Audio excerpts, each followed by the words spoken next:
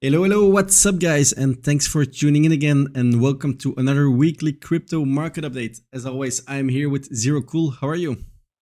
I've had better weeks. Yeah, so I hope everyone is okay. But so today we're gonna talk about, is the top in? So I think that's the big question on everyone's mind. So I'll go over some metrics to show why or why not that I think the top is in. Spoiler, I don't think the top is in. And then also, of course, global liquidity, interest rates, the dollar as always, and basically how global liquidity predicted this drop.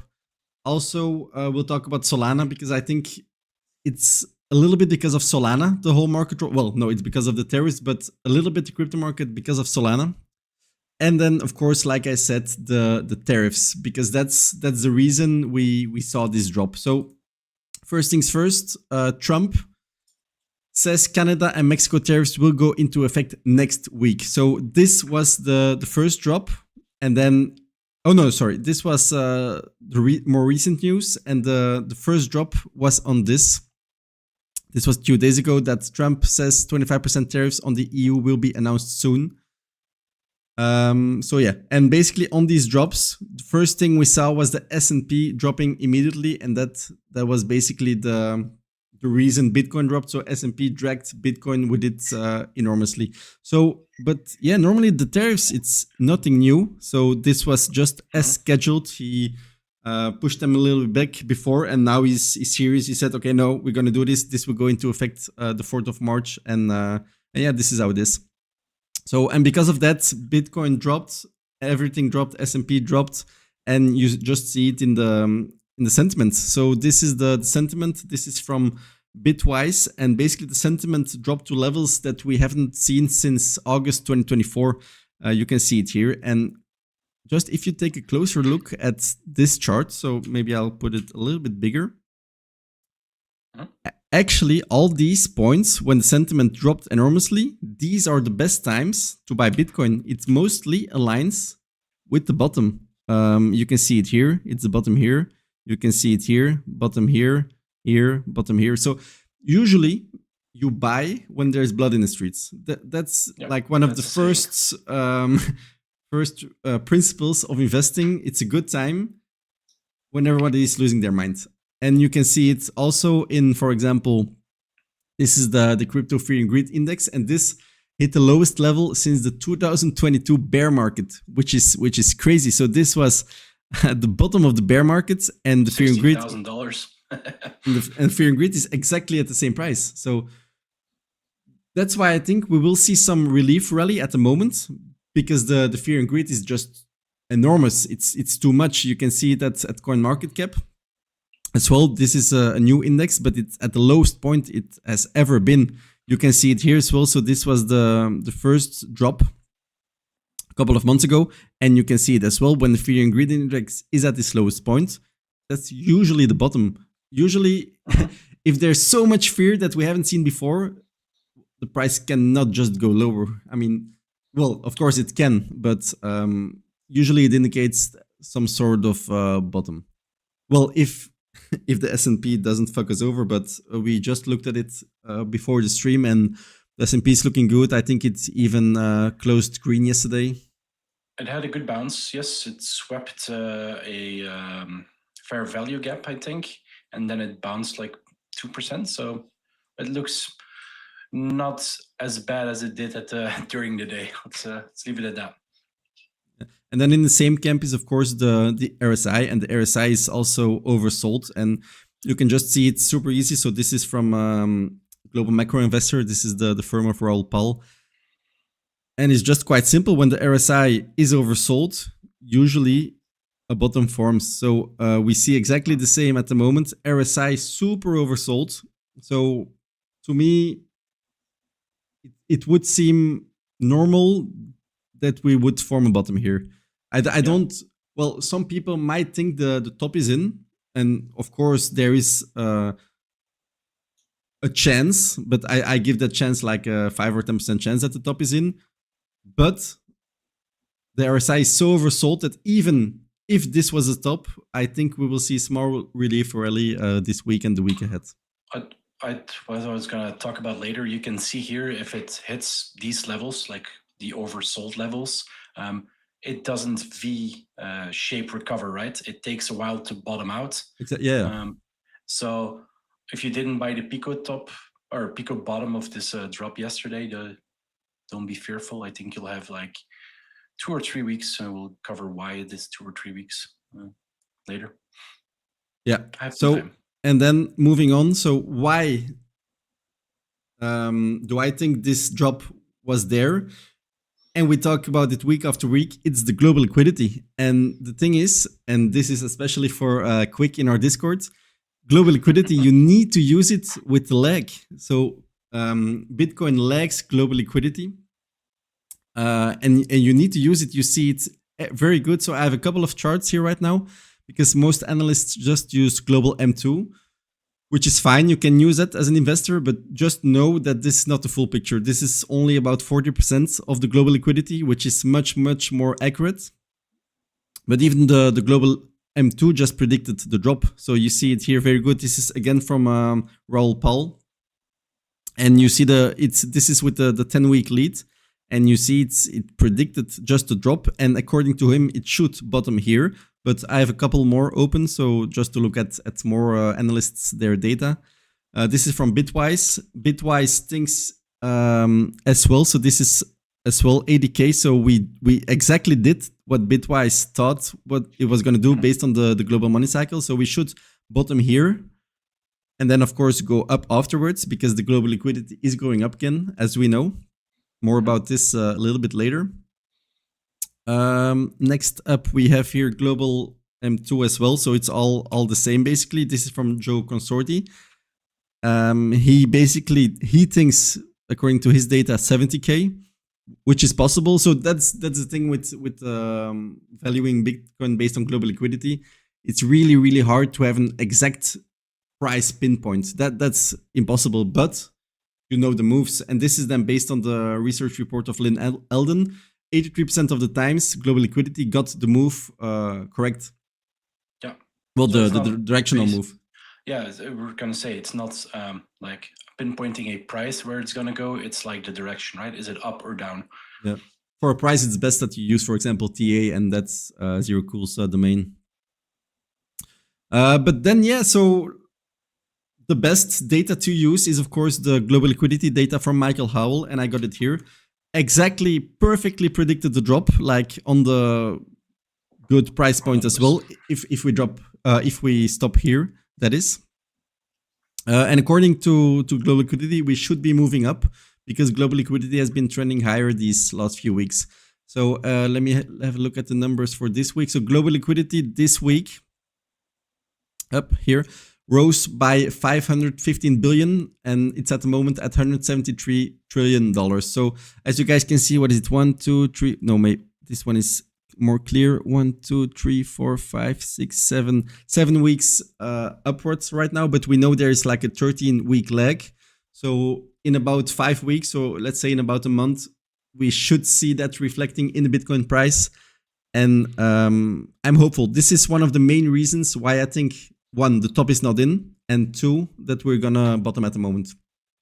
So why is global liquidity rising? One of the reasons is the Fed liquidity. So for the first time, but it's not a lot, but the Fed M2 liquidity is rising a little bit.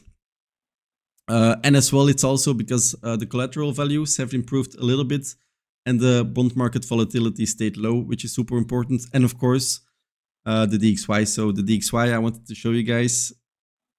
Rarely enough, it's following exactly the thing I drew from 2016. So now it's even going up when it went up as well in 2016. So remarkably, it's following the exact same path as when Trump went into office last time. You should turn off your Ichi cloud to make it a little bit more visible. Second one that's enabled. Yes, there we go. Yeah, I should also. So, and I think this is gonna happen as well. So I think it will go lower, and this will be the time when global liquidity will be abundant, because at the moment it's not abundant yet, and that will be the time that Bitcoin will go up. So I'm still hopeful. that we will see higher prices in 2025. And I know everybody is hoping this. The sentiment is super bad at the moment, I know, but let's see. I hope this is gonna, well, no, I think this is gonna happen. I don't hope, because I just followed the numbers.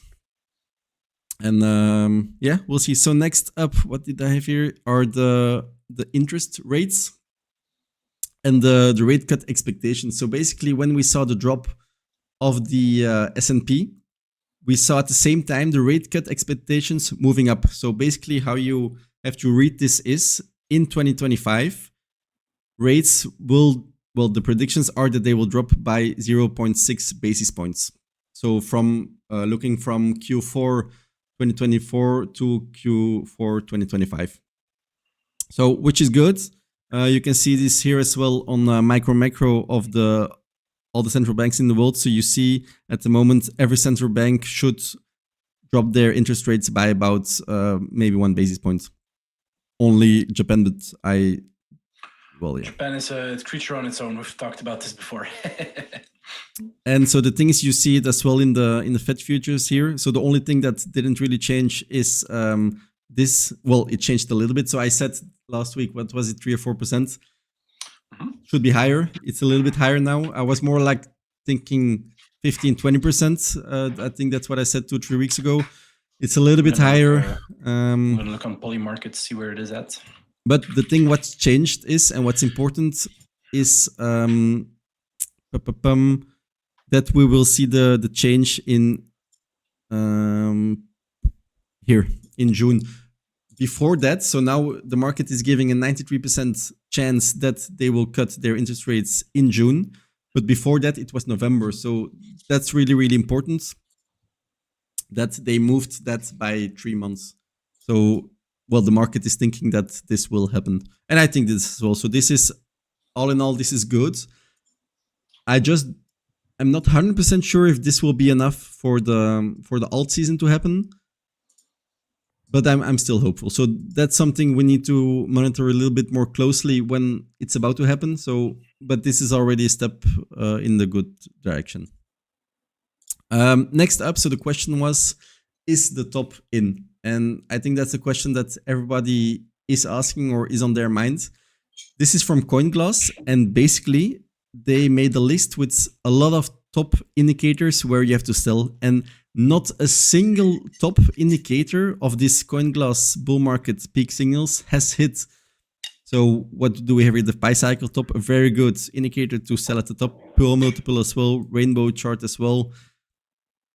MVRV Z-score, one of the best. So not a single one has hit it yet. So you guys can check this out as well. It's on coinglass.com. And I believe that a couple of weeks ago, maybe 1 or 2 of these 30 were hitting. Okay. You had to go through historical data individually to see how many were hitting, but none of this screams the top. Exactly. I personally also don't think the macro top is in. I do think we had a little local top, and that we're gonna range, maybe go a little lower. But we'll go over that in a second. Yeah, so basically one of my indicators that I use to see if the top is in, and like we just talked about, is the global liquidity. And at the moment, global liquidity is still going up. The top is to be expected at Q4 2025, and I think that's when the top will be in.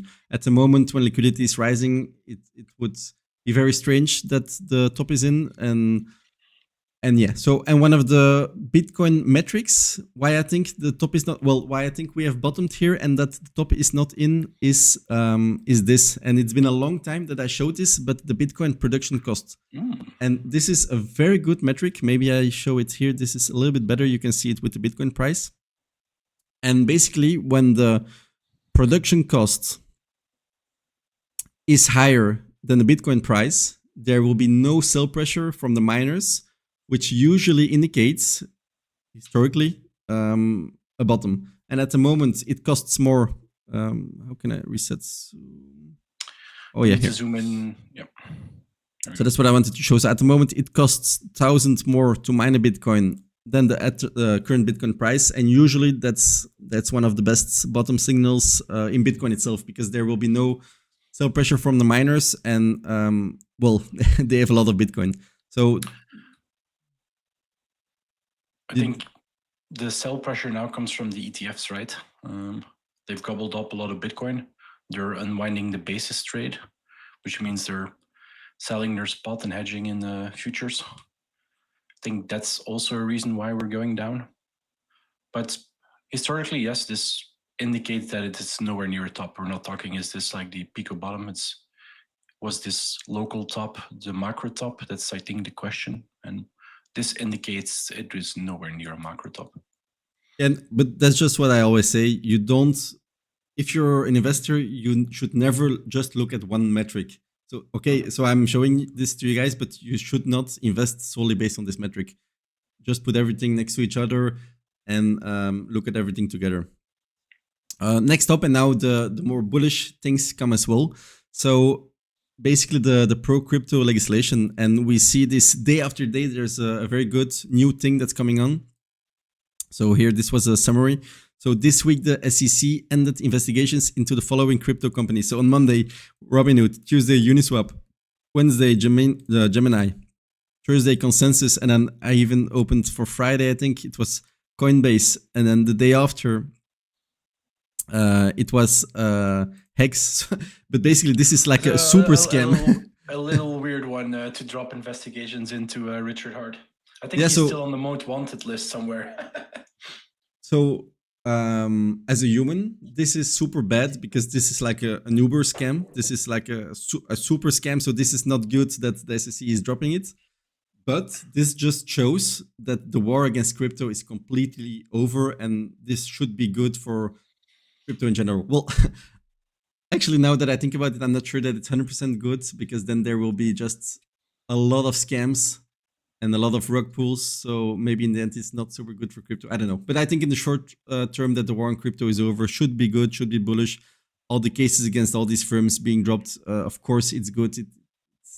It's yeah. And then the next thing is, and this is the more important thing, the strategic Bitcoin reserve is coming closer. So every week it's a step closer, and I think the states will, how can I say it, front run, or maybe not front run, but lead the Bitcoin reserve. So that first a few states will have their reserve in Bitcoin, and then just the United States will just follow. And then next up, and this was basically the most bullish news this week, in my opinion, and this is also the reason that we went up yesterday, and that's BlackRock adds Bitcoin ETF to their 150 billion model portfolio product, which is super bullish. So basically, they, how can I say, they sell their clients their model portfolio for their wealthy clients. It's private banking. And now they're putting in their portfolio 1 or 2% allocation, which is very, very good. So that just means that BlackRock is still super bullish on Bitcoin. 1 or 2% is a lot.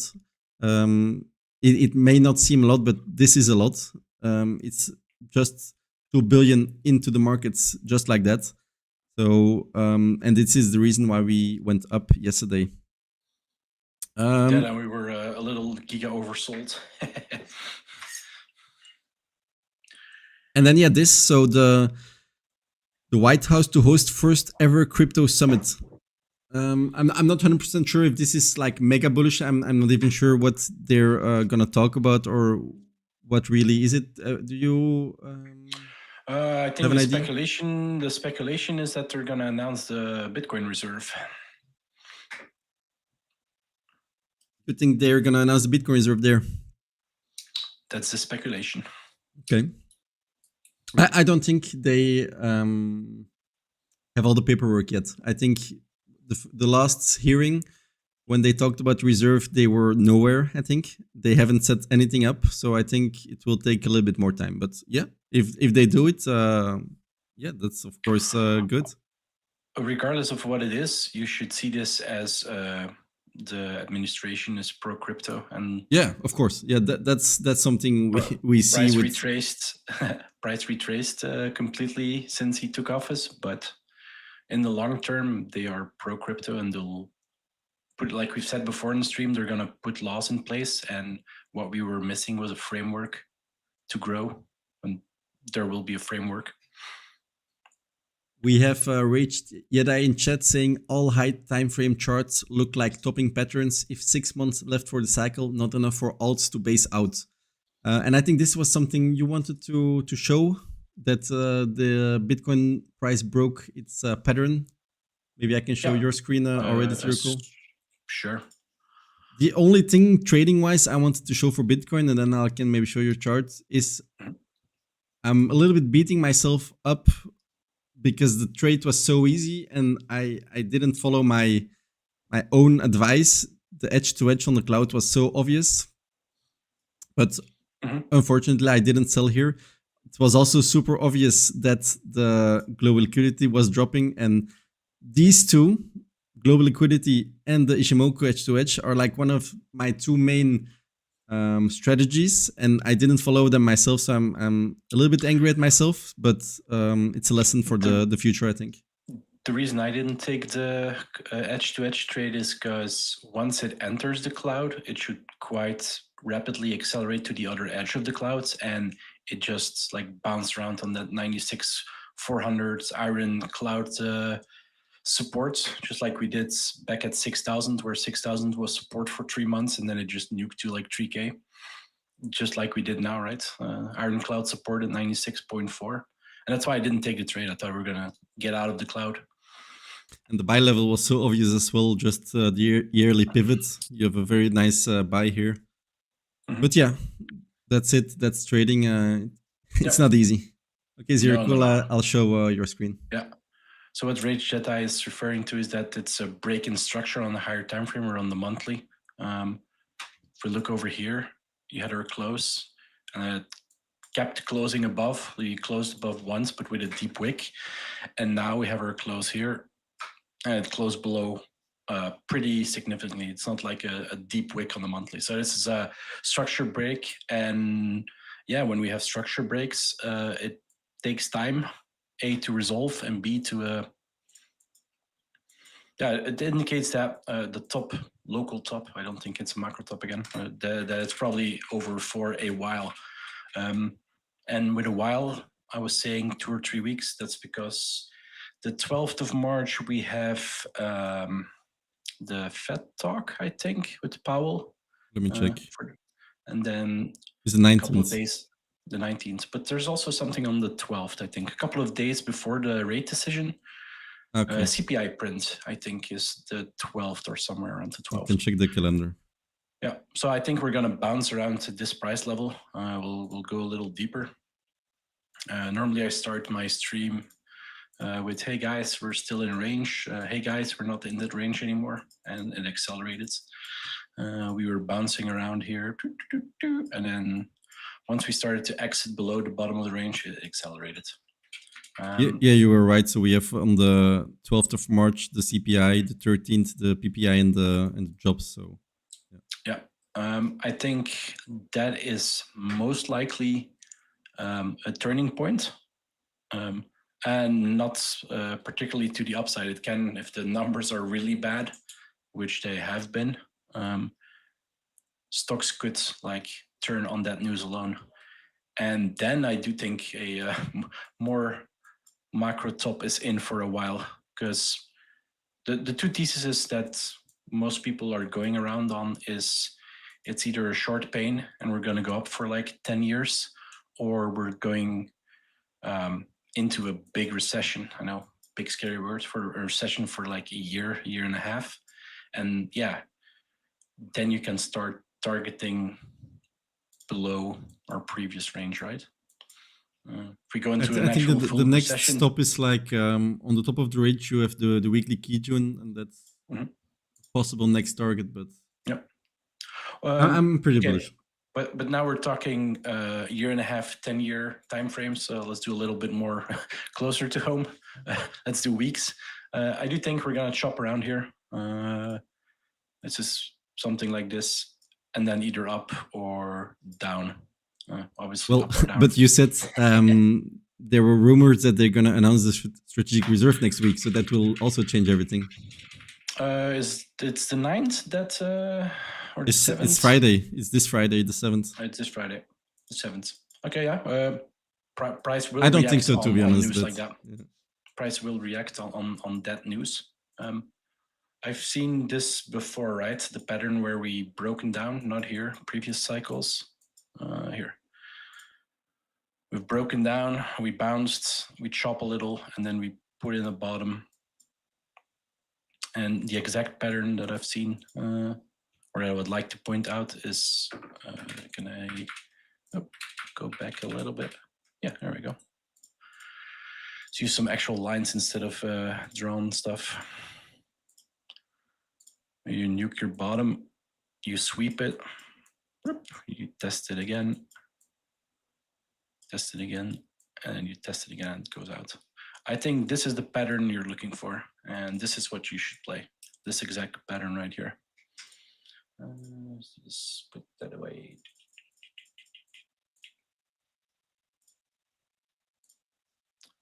Form a range, play the range. I think that's what that's not what I think, that's what I'm gonna do. I think we probably go up a little more into Sunday evening when the futures open on the stocks. And if they take a tumble because of the talks Trump had with Ukraine and XYZ, and they gap down on the open on Sunday evening, I think crypto will put in its stop and start to trend lower. What does that mean on the current chart?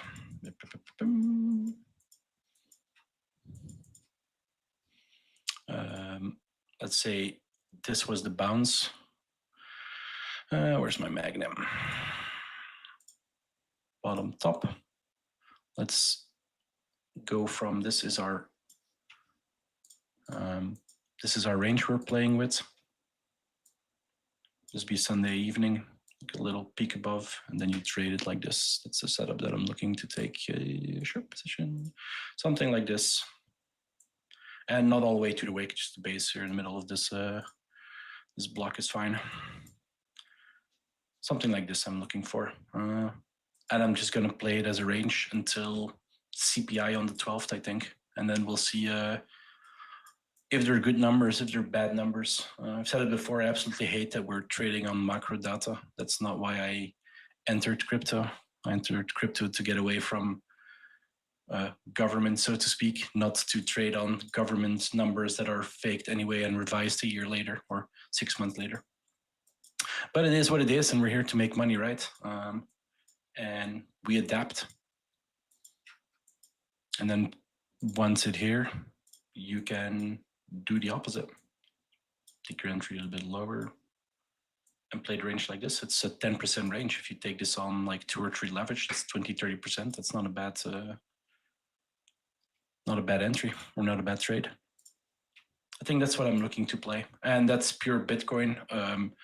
If we do tumble, like let's say we don't get there on Sunday, we just like tumble straight down entire weekend. If Bitcoin does this, I don't want to know where alts go. Well, alts held up pretty good this last week, actually. If we go to BTC dominance, where are you? Here you are. Yeah, they didn't too bad over here. I think this was like the last correction down. It was pretty stable. Like they didn't turbo nuke down like they did here, right? This candle here is also like taking a skydive, but it's trending that direction again. Unfortunately, this has been pure upset. This up here is not what I expected it. This is not the alt season we were promised. That's it for me for Bitcoin.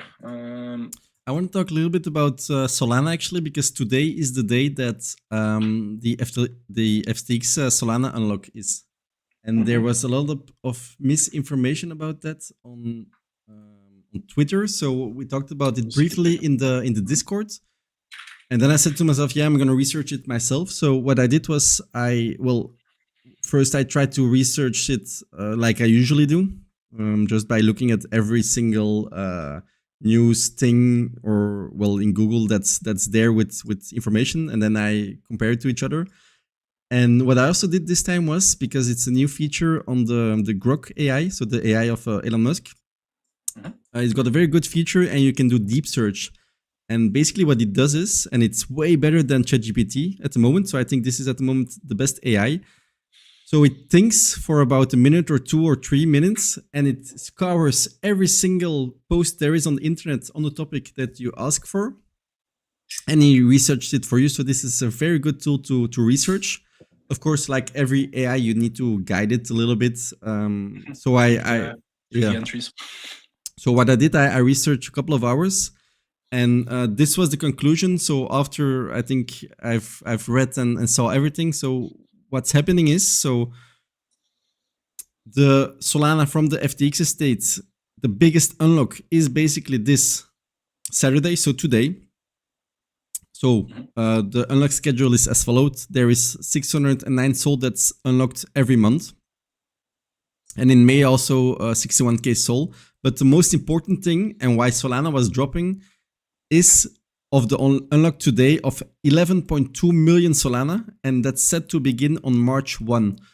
The information about it was not super clear, but like everyone knows, this is the Solana from investors like Galaxy Trading, Pantera, Neptune. So they bought the tokens from the FTX estate. And these investors that bought these tokens are now unlocked. So the tokens that they bought at the lower price are now unlocked. So everyone is in fear that they will drop it immediately, since the price of Solana went up a lot since they bought it. But they bought it like $10, $16, no? Yeah, they bought it super low. I don't know exactly what price, but they made a couple of multiples on it, yeah. But, and like I said here, what most people got wrong is that all the 11 million Solana that's set to unlock will not be released all at once. They will probably have a 4-year vesting schedule that begins today. And maybe, but that's not super confirmed, so there is no actual public information on it, but most likely it will be 20% that will be released. That's the most common thing in cases like this. So, and of course, there is no public information, but these tokens can already be sold OTC. And so I think today is a little bit of a nothing burger.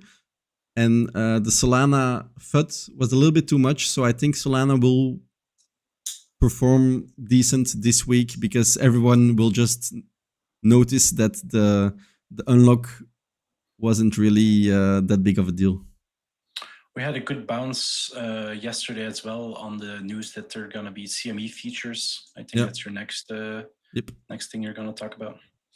Yeah, well, nothing much to talk about, or just CME to launch Sol futures on March 17. So I think this month will be decent for Solana, and yeah, that's basically what I wanted to say about Solana.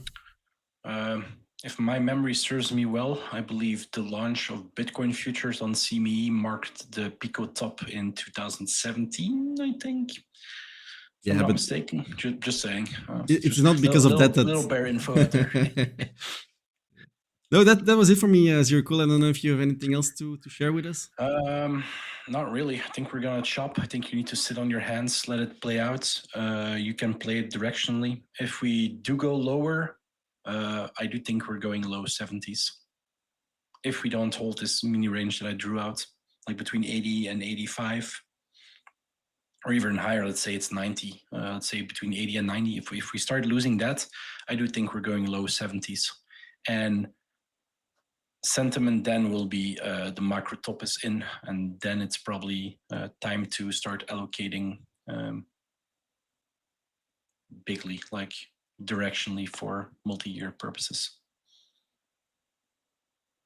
All right, so let's do our So I won, but I'm not proud of it. Make it a half. Make it a half. Make it 17.5. Yeah, my I'm going. We'll do it like that. We give a half a point if you're the winner, but completely wrong. We should also track that, because I don't think our track record during the summer is pretty good. We marked the peak of bottom coming back.